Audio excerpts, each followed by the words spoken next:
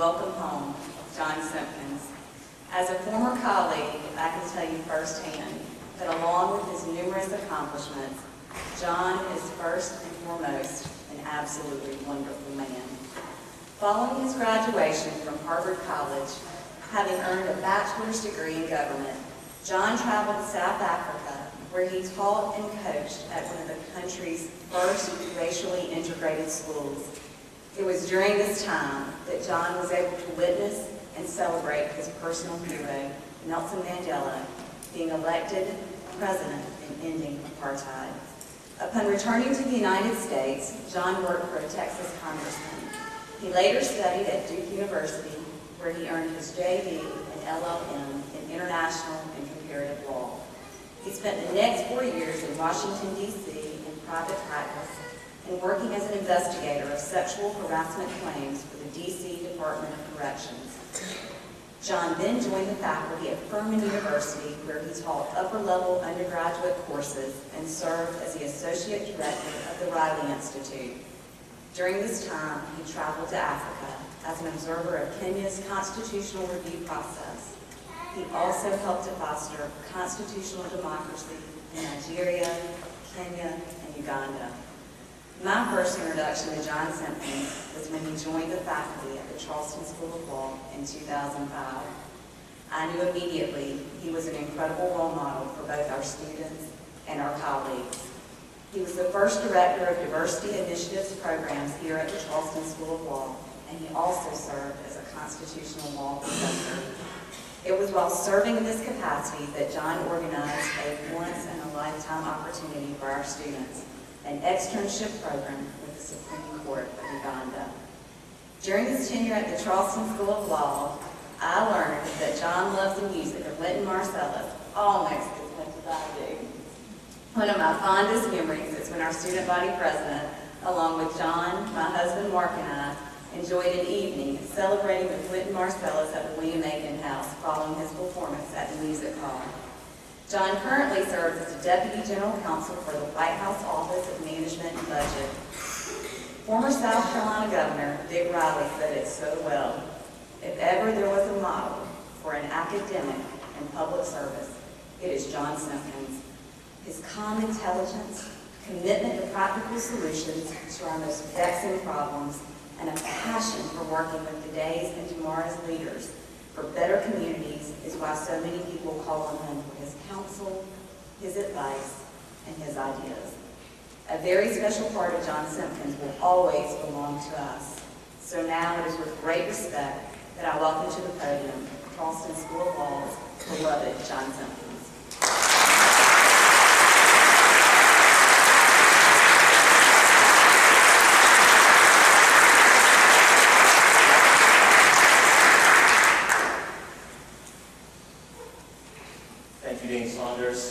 Thank you to the founders, the students, the graduates, my classmates, to the staff. Celeste Palmer is out there somewhere. I saw you come in, Celeste. And to my former colleagues on the faculty here at the Charleston School of Law. This is an incredible honor. And somewhere in heaven, both of my grandmothers and a host of other church ladies have to be ecstatic to know that finally, it is Sunday, I'm standing before a crowd, and I'm wearing a robe. A lot of people have been waiting for this day. If you don't tell them what's really happening, I won't. Other than today, the closest I may ever come to immortality is being a character in an Alice Sanders story. Pretty much from the first day I joined the faculty, Judge Sanders told anyone who was willing to listen, and some people who didn't want to listen, that I had served as Nelson Mandela's lawyer early in my career. And after waiting for the listener to indicate that they were sufficiently impressed with this, and with perfect timing always, the judge would always deliver the punchline. Of course, he must not have been very good because his client was in jail for 27 years. It's good to be home. The truth, as always seems to be the case in these matters, is somewhat different. But that shouldn't get in the way of a good story. It certainly doesn't in the case of Judge Sanders. And while I did not have the privilege of having Nelson Mandela as a client, I was fortunate to work for the Constitutional Court during his presidency. So as a first-year law student, finding practical applications for the groundbreaking social and economic rights protections in the new South African Constitution was and remains one of the highlights of my legal career. And that was what I was attempting to replicate here with our externship in the Supreme Court of Uganda, and I found it to be a tremendous experience for our students. But an even bigger highlight was the one time that I actually did meet the man who was laid to rest today in his hometown in South Africa, the man known as Madiba. That is his clan name.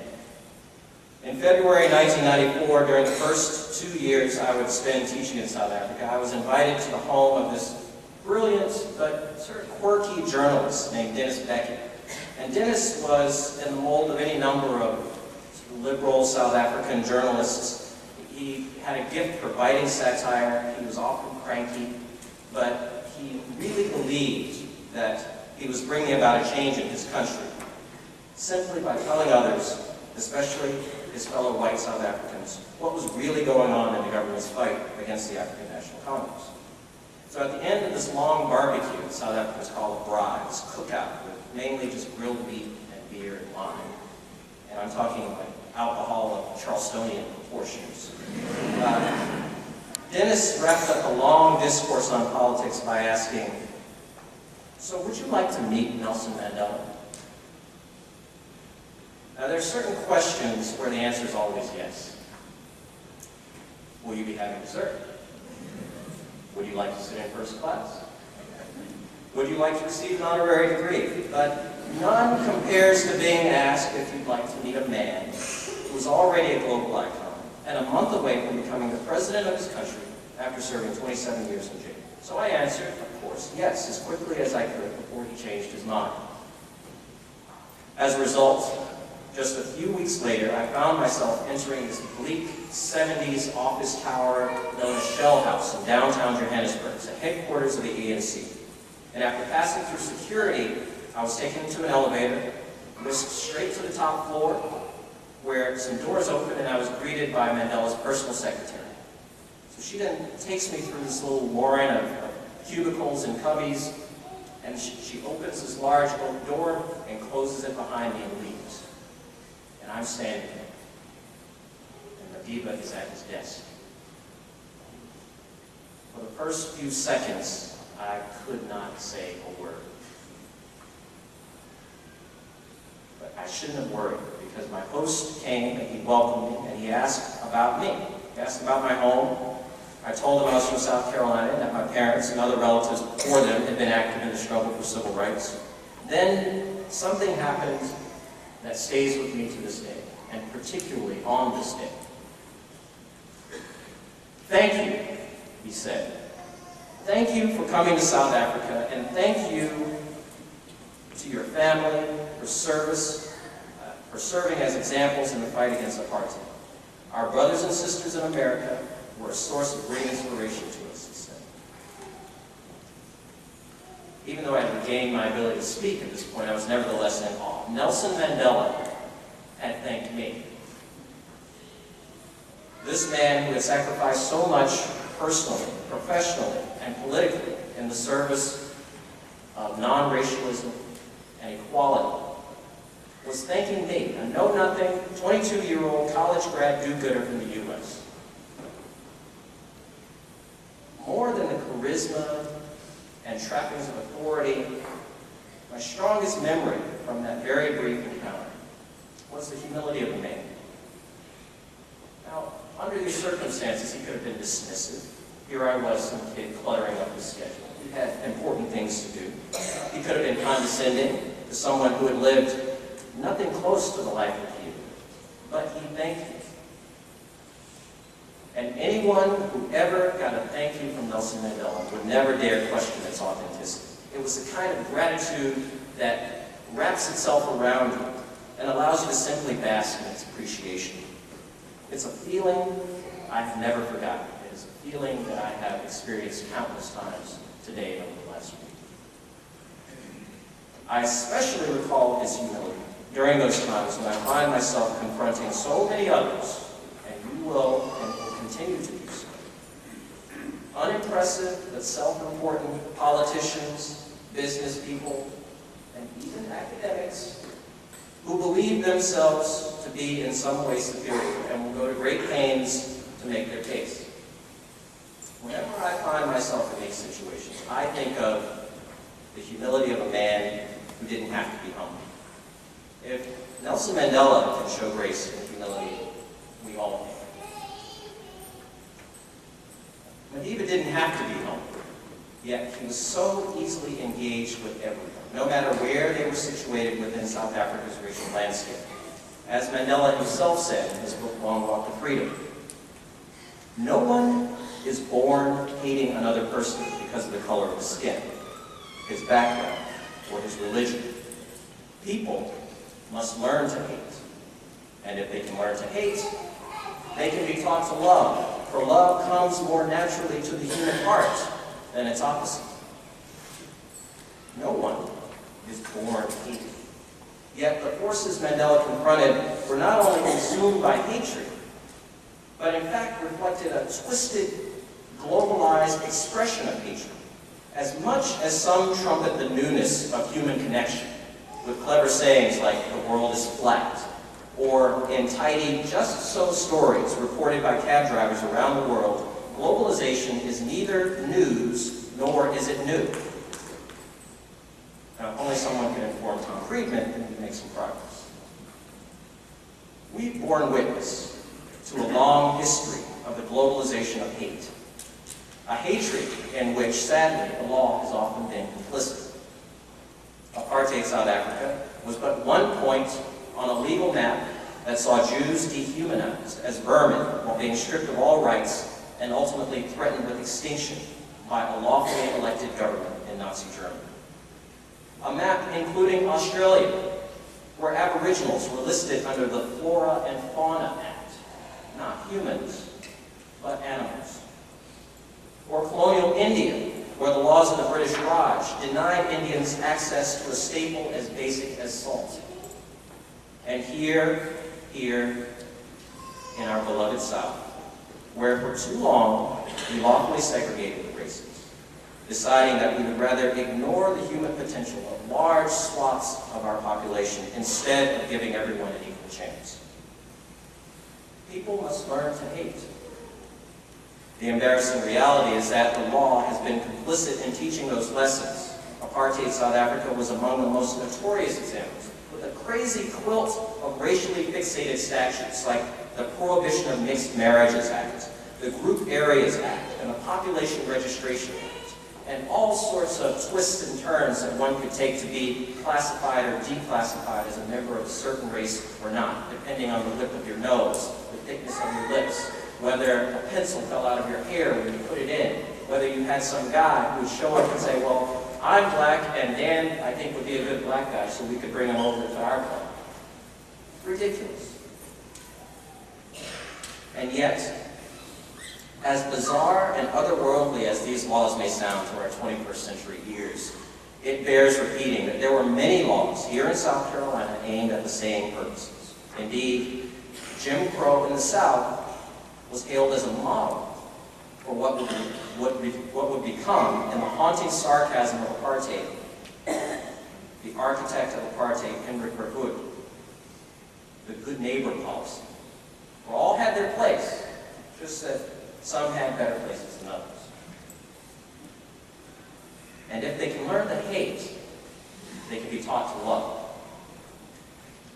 Among the lessons we can draw from genocide and wide-scale dispossession and dislocation is that law may be equally useful in combating hate.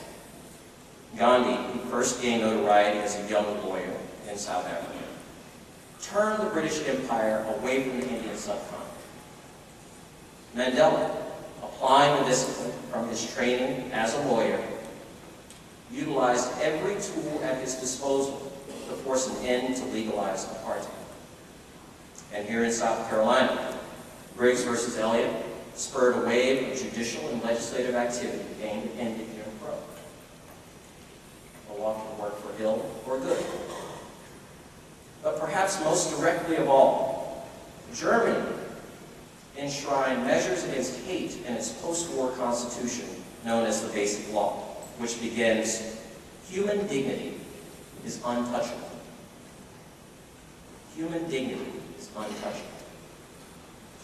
It is a phrase worthy of a place next to "We the People" among the world's great foundational opening statements. Dignity, as expressed in the Basic Law, has its roots in German theologian Paul Tillich's triadic conception of love, power, and justice. In a short but important book of the same name, Tillich defines the three concepts. He describes love as the drive towards the unity of the separate. Love, for Paul Tillich, is neither sentimental nor weak.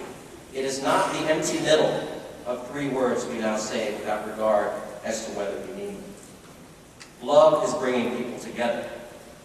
It is about erasing separation, which Tillich viewed as just another manifestation of sin. Sin is separation.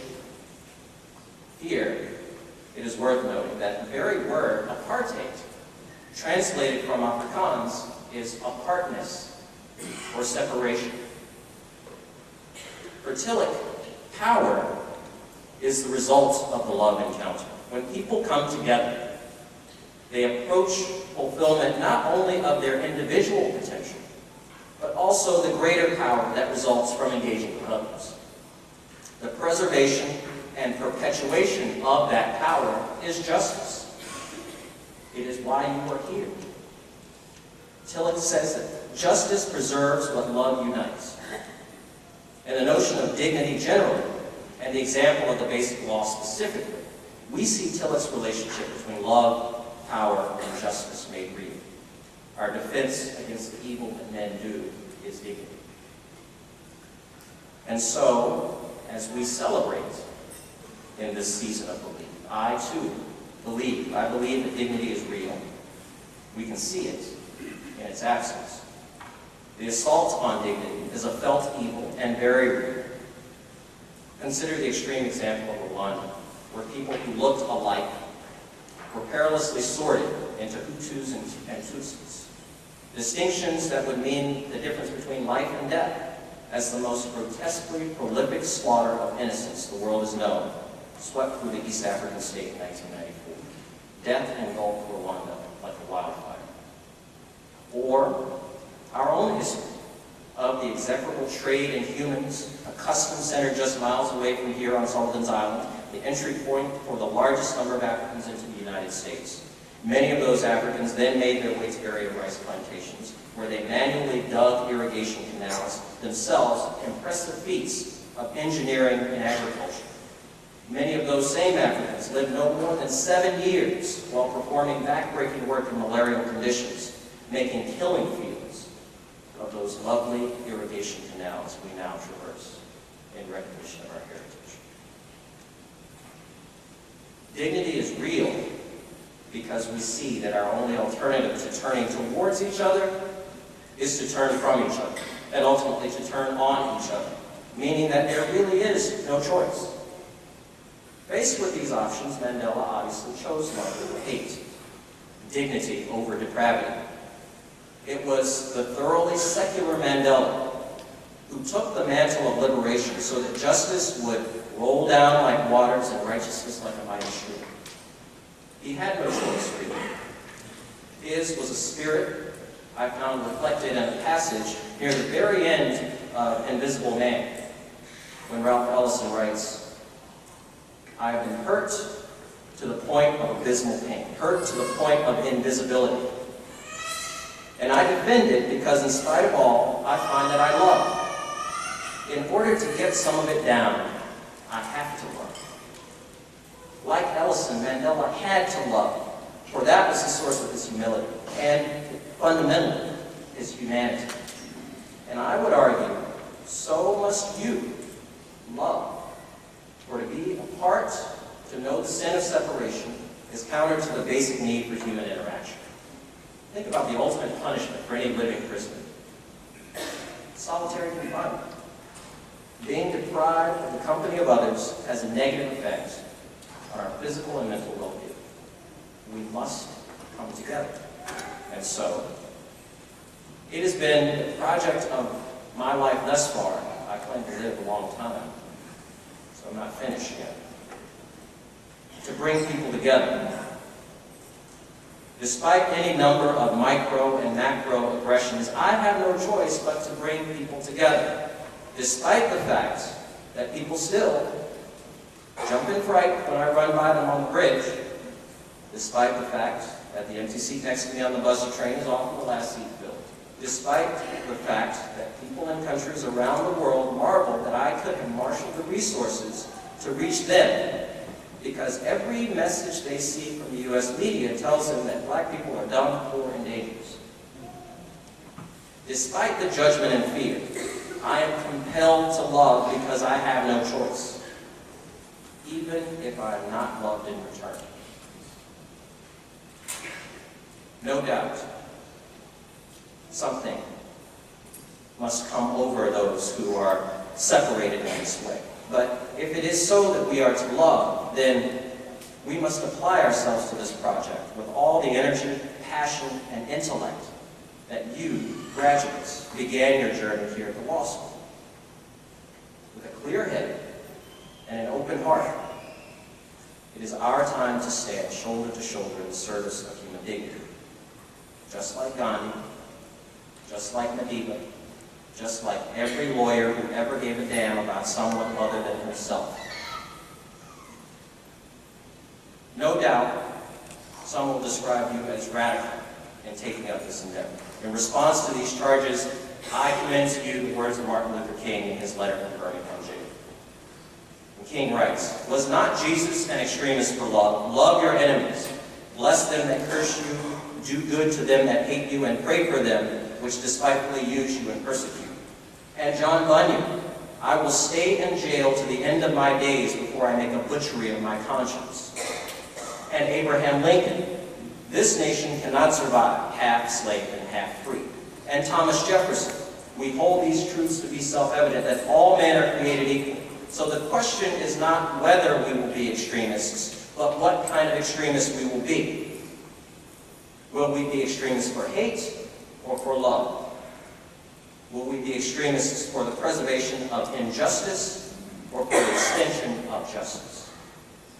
Perhaps the South, King writes, the nation, and the world are in dire need of creative extremists. Perhaps South Carolina, perhaps Charleston is in dire need of creative extremists.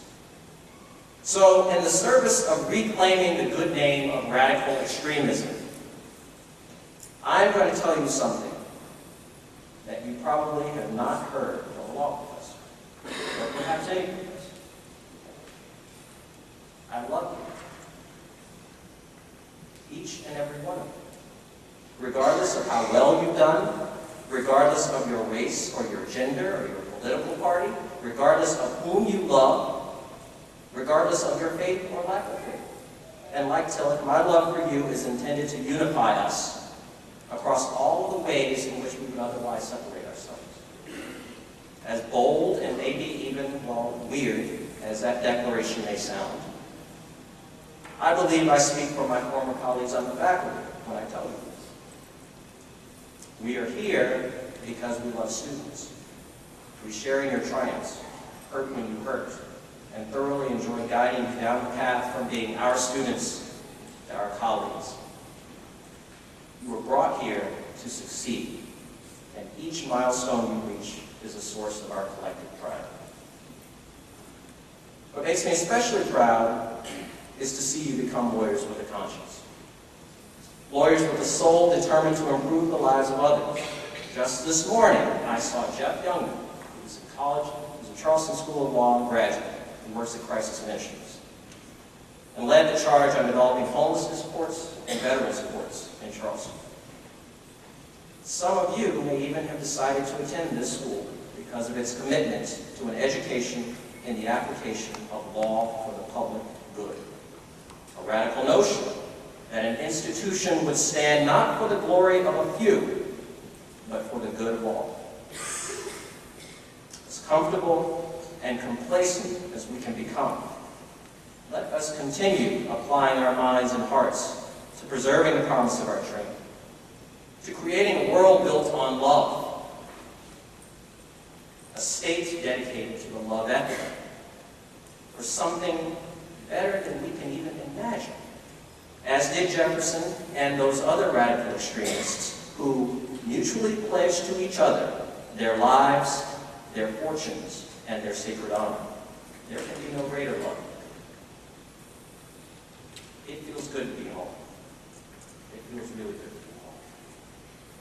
This is a wonderful day, and I'm truly grateful to be your classmate. Thank you for allowing me that privilege. With love, respect, and gratitude, I offer you, my fellow winter graduates of 2013, my warmest congratulations. There remains so much to be done, and like you, I'm just getting started. Let's get to work. Thank you.